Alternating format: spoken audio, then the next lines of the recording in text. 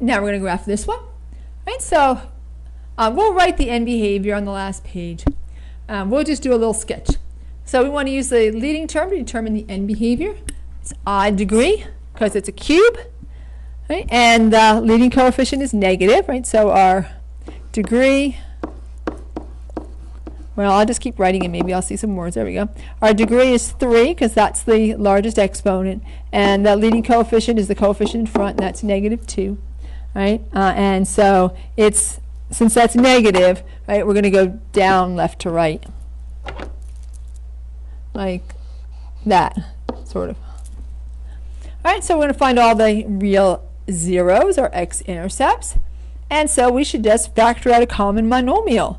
Right? If you notice, they're all divisible by x. They're also all divisible by 2. And you really don't want your leading x term to be negative. So let's make it negative 2x.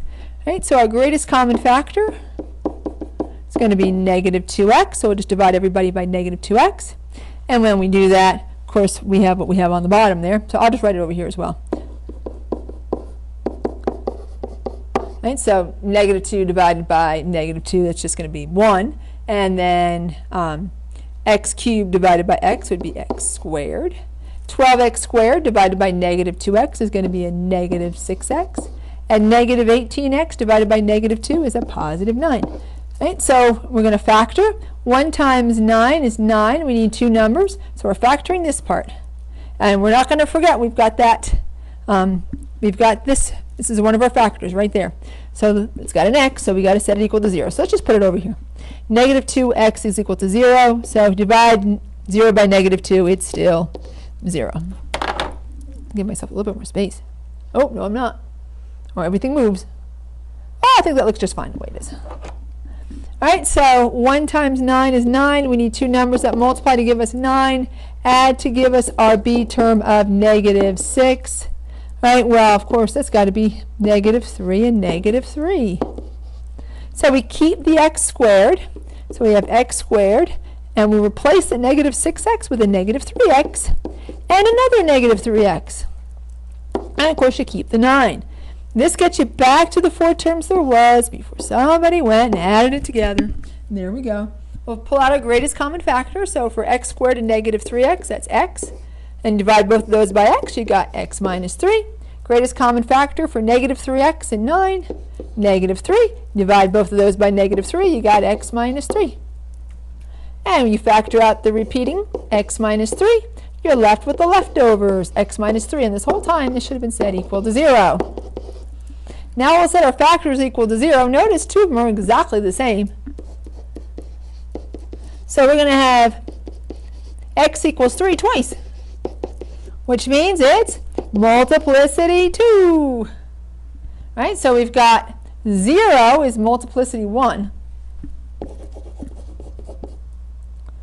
And 3 is multiplicity 2.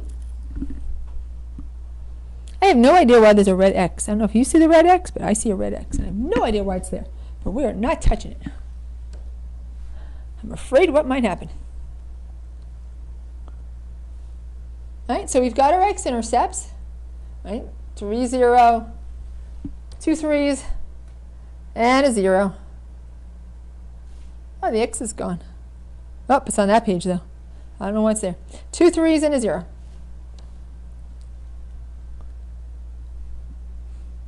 All right, so now let's find our turning points.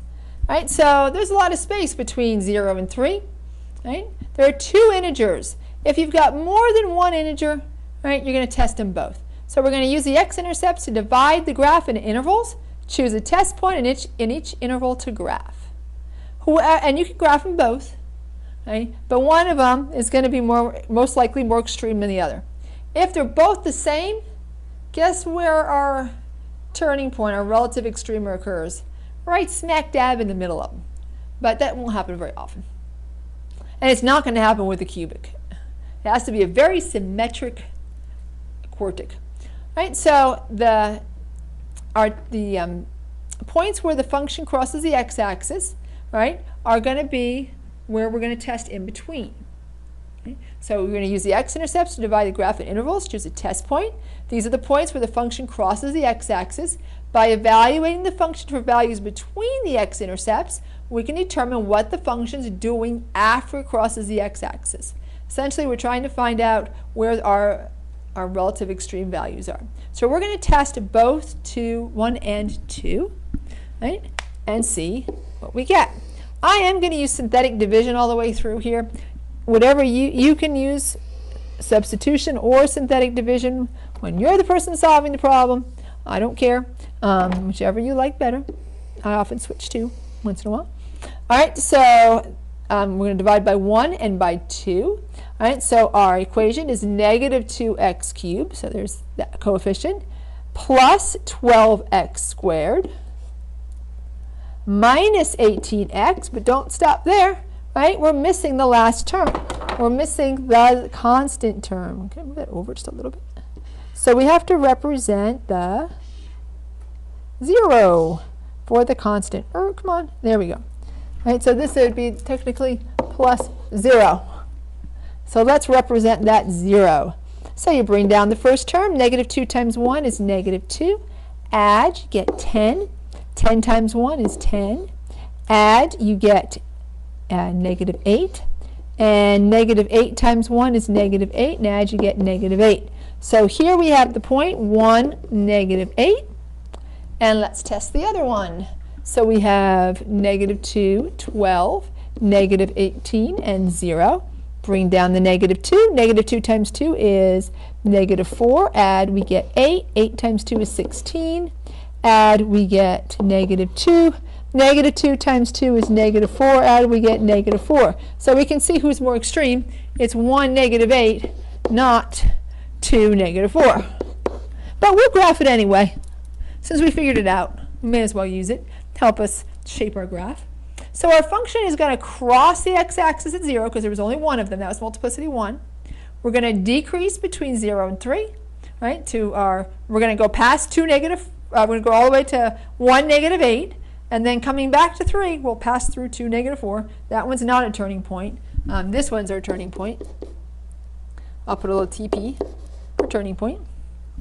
Right? And then we got to cross the x-intercept, cross the x-axis again at 3, right? Because that was an x-intercept. Now, what do we do at 3? There was 2.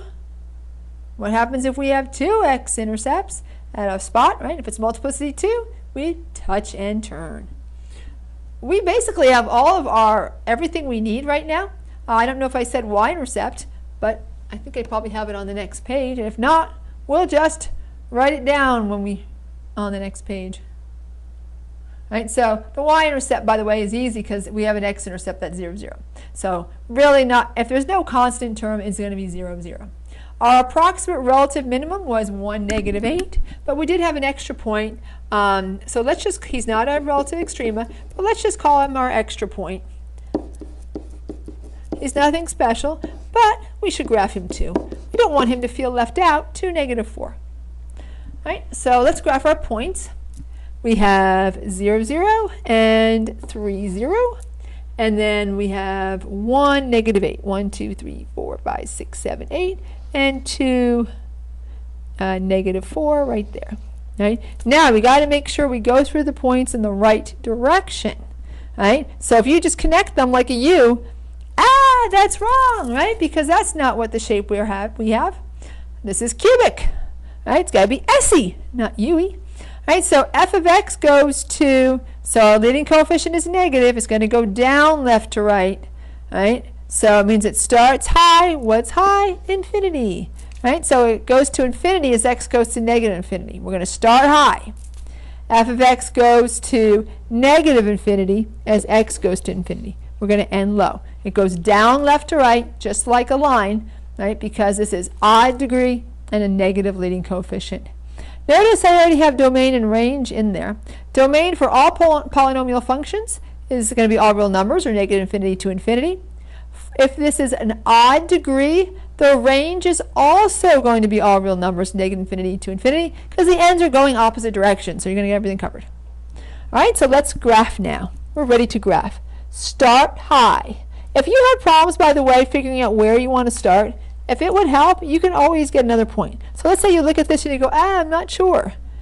You can plug in -1, or you can just use synthetic division. We'll get one more extra point, just to make those who are looking at this graph and thinking, which way does it go? Make them feel better. So -2, 12, -18, and 0. Don't forget 0, there's no constant there. You got to represent everybody. Bring down the -2. -2 times -1 is +2. Add, we get 3. 3 times -1 is -3. Add, we get -1. And this is not fitting on our graph. -1 times -1 is 1. Add, we get -17. Oh well, there's another extra point for us that is never fitting on the graph. So let's just forget all about that one. But we know that it's got a pretty steep decline, right? So we're not going to go out very far. We're going to just go out this far maybe. All right, so we have to we're going to go down left to right. We're going to cross, because this was multiplicity 1. We're going to keep going, keep going, keep going, keep going. You got to the turning point. Turn, turn, turn, turn, turn, turn, turn, turn, turn. Keep going through this one. Go, go, go, go, go, go, go. Remember this one, multiplicity 2, touch and turn. And I made that way too wide. And that was kind of a wide turn there. Lost control. Lost control of my pen. There we go. I don't think it's going to be that wide. It's growing pretty fast. All right, and there we go. Let's put arrows at the end because it keeps going in the opposite direction. All right, so just remember your shape of your graph. Right? In this one, we start high and low. Right? And then you're gonna you know where your turning points are. Right? And when you get to your turning point, turn. If you have multiplicity 2, turn. And we're all done with this one. Hey, 2 done. I'm going to do one more on this particular nearpod, and then everything else is going to go on the second one, part 2. All right, bye for now.